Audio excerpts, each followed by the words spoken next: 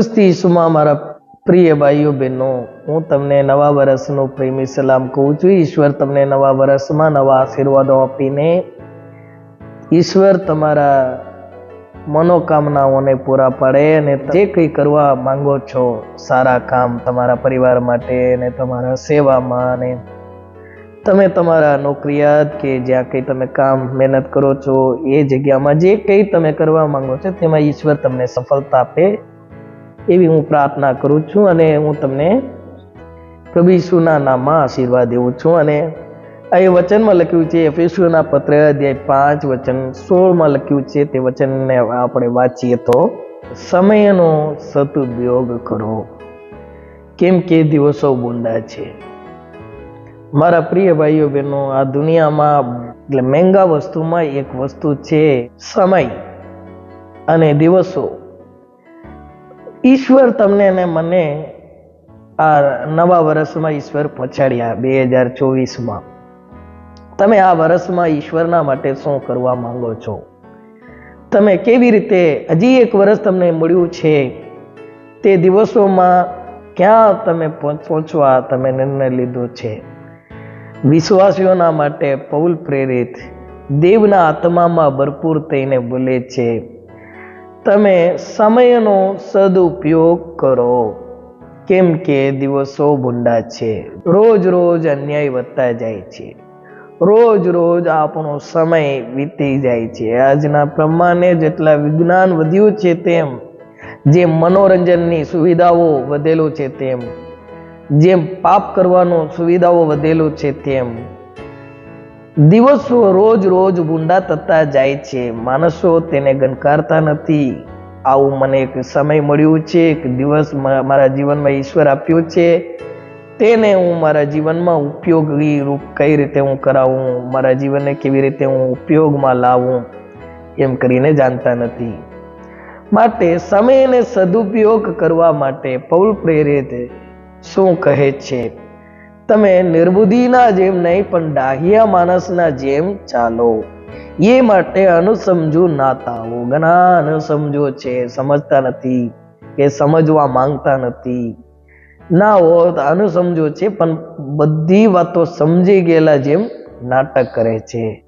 તો સમયને સદુપયોગ કઈ રીતે કરીએ? પ્રભુની ઈચ્છા શી છે તે સમજવાથી. ભલે તમારો પોતાની ઈચ્છા પ્રમાણે કે પોતાના જીવનને જેમ ગોઠવવા માંગો છો, જેમ તમે તમારા જીવનને બનાવવા માંગો છો તેમ બનાવો. તમારો મહેનત ભલે રહે, ભલે બીજાનો સલાહ માનો, પણ તેમ ઈશ્વરની ઈચ્છા તમને ખાસ જીવનમાં પહેલા જગ્યા લેવું પડે. તમે જીવનમાં ઈશ્વરની ઈચ્છા પૂર્ણ કરવું છે તે વિશે તે તમને દરેક સારા કામમાં એવા સંપૂર્ણ કરે કે તમે તેમની ઈચ્છા પ્રમાણે સર્વ કરો અને તેમની દૃષ્ટિમાં જે સંતોષકારક છે તે ઈસુ ખ્રિસ્ત દ્વારા આપણા પાસે કરાવે. તેમને સદા સર્વકાલ ગૌરવ હો, આમેન. આ હિબ્રોના પત્રને લખનાર તે લેખક બોલે છે, તેમની ઈચ્છા પ્રમાણે સર્વ કામ કરો. દરેક કામોને કરતા ત્યારે તમે તેને લઈને તે વિશે તમે ચર્ચા કરો કે આ મારા પ્રભુને પસંદ પડે કે નહીં. તમે પોતે નિર્ણય નહીં લેવાનો. દેવના વચન લો, તેને વાંચો અને બીજા કોઈ તમારા કરતા કોઈ ઈશ્વરીય અનુભવમાં આગેવાન હોય તેમના સાથે તમે ડિસ્કસ કરો કે કરીને જે દેવના આગળ સંતોષકારક છે તે પ્રમાણે કરો. ઈશ્વરની ઈચ્છા પ્રમાણે કર્યા છું પણ મને કોઈ આશીર્વાદ મળ્યું નહીં, માટે હું શું કરું? એમ કરીને તમે નિર્ગત થઈ જવાનું નહીં, નિરાશમાં પડી જવાનું નહીં. તમારો સારા કામો કરવાથી વિરામ લઈ લેવાનું નહીં, આગળ વધવાનું. ધીરજથી તે ફળ મળે માટે તમે ધીરજ રાખવાની જરૂરી છે. ધીરજથી ફળ મેળવનાર લોકોની સાથે મળી જાઓ. તમે પોતે ધીરજથી ઈશ્વરનું ફળ મેળવવાનું. આજે કામ કર્યા કે આજના જ તમને એનું ફળ મળી જાય એવું મતલબ રાખવાનું નહીં. તમારો કરેલા મુકામો આજે જ તમને ફળ મળી જાય. અમુક કામો આજ નહીં મળે, કાલે મળશે. અમુક કામોનું ફળ છે આવનાર અઠવાડિયામાં મળે, કે આ મહિનામાં મળે, અથવા આવતા મહિનામાં તમને મળશે. ના હોય આ વર્ષમાં અંતમાં તમને મળે. અમુક તમારું કામનું ફળ આવતા વર્ષમાં મળે. અમુક તમારા સારા કામોનું ફળ હજી ઘણા વર્ષ પછી મળશે. જેમ અબ્રાહમને ઈશ્વર વચન પાડ્યા, તે ઈશ્વરની ઈચ્છા પ્રમાણે તે જીવનમાં આગળ વધ્યા. ઈશ્વરની ઈચ્છા પ્રમાણે કનાન દેશમાં 25 વર્ષ કરતા વધારે વર્ષો તે ત્યાં ઈશ્વરની સેવા કરતા હતા. પણ જે ઈશ્વર તેનું વિશ્વાસનું કામ જે તે કર્યા તેનું ફળ 25 વર્ષ પછી આપ્યા, પણ આપ્યા છે ચોક્કસ. ત્યારે તેઓ તેનું નામ ઈસાક પાડ્યા. શું કામ? આનંદ ખુશી ઈશ્વર તેને આપ્યાથી ઉત્પન્ન કરાવ્યા. તેમ તમને ધીરજ જરૂરી છે. તે ઈશ્વર વિલંબ કરશે નહીં. અમુક આશીર્વાદોને તમને યોગ્ય સમયમાં આપી જાય. આ જ મહિનામાં તમે સારા કામ ચાલુ કરો કે તમને આવતા મહિના મળે માટે. આ વર્ષમાં જ તમે અમુક સારા કામોને શરૂ કરો, તમને આવનાર વર્ષોમાં તેનું ફળ તમને મળે. મદપાન કરીને મસ્ત ના થાવું એ દુર્વ્યસન છે, પણ પવિત્ર આત્માથી ભરપૂર થાવો, ગીતોથી, સ્તોત્રોથી તથા આત્મિક ગાનોથી એકબીજાની સાથે વાતો કરીને તમારા હૃદયોમાં પ્રભુના ગાયનો તથા ભજનો ગાવો. આપણા પ્રભુ ઈસુ ખ્રિસ્તને નામે સર્વને માટે ઈશ્વર પિતાની આભાર સ્તુતિ નિત્ય કરજો. દેવના સન્મુખમાં તમે જે સમયને વિતાવો છો તે તમને સદુપયોગનું થઈ જાય છે. તે તમે નકામા સમય કાઢ્યા નહીં. તમે એકાંતમાં બેસીને પ્રાર્થના કરો છો તો તમે સમયને સદુપયોગ કરો છો.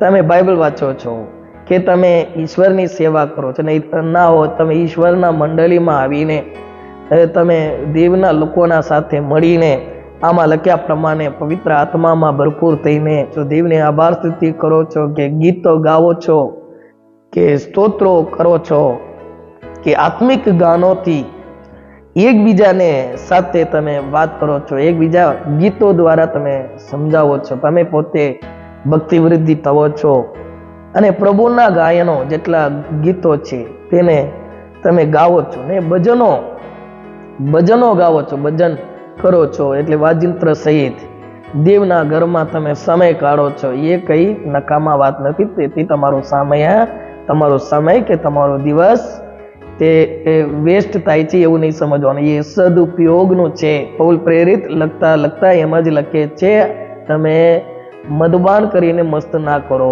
જેઓ મદ પીવે છે કે દારૂ પીવે છે તેઓ મસ્ત થાય માટે કરે છે, પણ તેઓનો દિવસો વીતી જાય છે નકામા વાતોમાં. આમાં લખ્યું છે એ દુર્વ્યસન છે. દારૂ પીવાનું દુર્વ્યસન છે. પ્રભુમાં તમે આત્મામાં ભરપૂર થઈને તમે દેવના આગળ પ્રાર્થના કરો, સ્તોત્રો ગાવો, ગીતો કરો, એ તમે ગાયનો દ્વારા એકબીજાના સાથે વાત કરો, અને તમારા હૃદયોમાં તમે પ્રભુના ગીતો ગાઈને તમે દેવને ભજન કરો તો તમારો સમય સદુપયોગમાં આવે છે.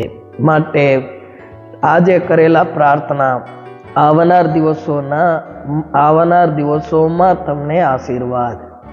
આજે કરેલા તમે દેવના સમયમાં તમે વાપરેલા એ સમયો છે તમને હજી અમુક વર્ષોને તમારા જીવનમાં લંબાવીને આપશે. આજે તમે દેવના સન્મુખમાં સમય કાઢો છો માટે ઈશ્વર હજી તમારા તંદુરસ્તીઓને વધારીને આપશે. તમારા જીવનમાંથી દુઃખો દૂર થઈ જાય. તેથી તમે સમયને સદુપયોગ કરો છો. જે દિવસો તમને મળ્યા તેને દેવના સન્મુખમાં ઉપયોગ કર્યા છે. પૌલ પ્રેરિતનું સમયનો સદુપયોગ કરવામાં એમનું હેતુમાં આ પણ એક છે, તે સમજાવવા માંગે છે. ઈશ્વરની ઈચ્છા પ્રમાણે કરો અને તેને દેવની સન્મુખમાં તમે તમારો સમય કાઢો, કે દેવના આગળ તમે ગીતો ગાઓ, ભજન કરો. વચન 21 કહે છે, ક્રિસ્તનું ભય રાખીને એકબીજાને આધીન રહો. ખ્રિસ્તી ખ્રિસ્તનો ભય રાખીને, ઈસુ ખ્રિસ્ત તમારો અને મારો દેવ છે, તે તમારો સંભાળ રાખનાર છે, તમને કદી છોડશે નહીં, તમને મદદ કરનાર દેવ છે, તે તમારો પ્રભુ છે, તે તમારો ધણી છે, તે તમને અને મને તે રાજ ચલાવે છે. તેમ કરીને એમના ભયમાં, એમના આધીનતામાં હું રહું છું, તેમ કરીને ભય રાખીને તમે શું કરવું પડે? એકબીજાને આધીન રહેવું જરૂરી છે. આધીન રહો. તમે તમારા માતા પિતાનું આધીનતામાં રહો. તમે પતિ કે પત્ની કે તમે એકબીજાનું આધીનતામાં રહો. તમે તમારા આગેવાનના આધીનતામાં રહો. તેઓને આગેવાન એમ કરીને નામ આપવામાં આવ્યું છે. તેઓ આગળ છે એટલા માટે.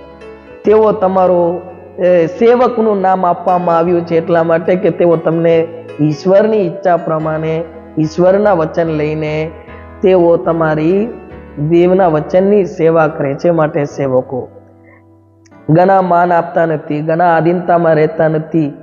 બધા પોતપોતાનું માન જ મેળવવા માંગે છે. બધા પોતપોતાના ઈચ્છા પ્રમાણે વર્તવા માંગે છે.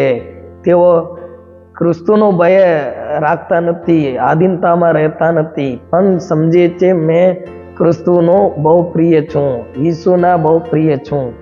નહીં, તમે જ્યારે ઈશ્વરના આધીનતામાં આવો, તે નિમાયેલા આગેવાનીના નીચે આવો, તો તમે ઈશ્વરના આધીનતામાં છો એમ સમજવું જોઈએ. તો સમયનો સદુપયોગ કરવાનો. ઘણા પોતાના સમયને બગાડ કરે છે. શું કામ?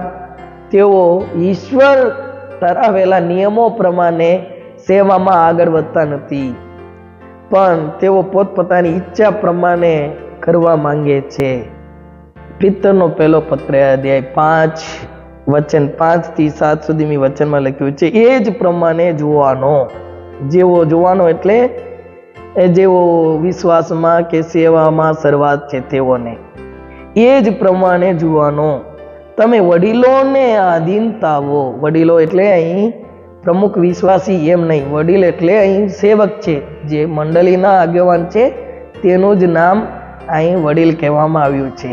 એ જ પ્રમાણે જોવાનો. તમે વડીલોને આધીનતાવો અને તમે બધા એકબીજાની સેવા કરો. તમે બધા એકબીજાની સેવા કરવાને માટે નમ્રતા પહેરી લો, કેમ કે ઈશ્વર ગર્વિષ્ઠોની વિરુદ્ધ છે, પણ તે નમ્ર માણસો પર કૃપા રાખે છે. એ માટે ઈશ્વરના સામર્થ્ય હાથ નીચે તમે પોતાને નમાવો કે તમને યોગ્ય સમયે ઉચ્ચ પદે મોકે. તમારી સર્વ ચિંતા તેમના પર નાખો, કેમ કે તે તમારી સંભાળ રાખે. તો ઈશ્વરનું વચન આશા તમને પૂરા પાડે છે. ઈશ્વરનું વચન શું છે? તમને યોગ્ય સમયમાં ઈશ્વર ઉચ્ચ પદવે લાવશે. પણ તમે શું કરવાનું? તમારા વડીલોની, તમારા આગેવાનની આધીનતામાં રહો. તમને ઘણા બધા ચિંતાઓ હોય, તેને ઈશ્વર ઉપર નાખી દો અને તમને ઈશ્વર ઉચ્ચ પદે લાવશે. પણ ઘણા લોકો એકબીજાના આધીનતામાં રહેવા નથી માંગતા. કોકનો આધીનતામાં રહેવા તેઓ પસંદ કરતા નથી. પોતપોતાના સમજણ પ્રમાણે આગળ વધે છે. તો ઈશ્વર પોતાના આપેલા વચનની વિરુદ્ધ કંઈ નહીં કરે, તે તમે જાણવા જોઈએ. ઈશ્વર એક વચન આપ્યા હોય એ જ પ્રમાણે કરે. અહીં પૌલ પ્રેરિત દ્વારા પવિત્ર આત્મા વાત કરે છે, તમે વડીલોની આધીનતામાં રહો તો તમને ઈશ્વર યોગ્ય સમયમાં ઉચ્ચ પદે લાવશે.